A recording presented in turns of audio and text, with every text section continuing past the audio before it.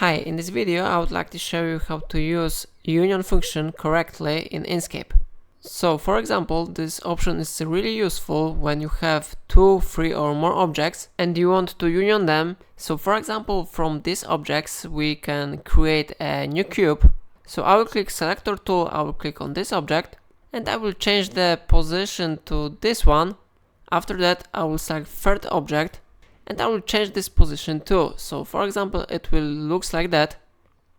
And now we can select all objects here and go to Path and click Union. Now you can see that 3 objects has been successfully converted now to the one object, and you can use this object to another actions now.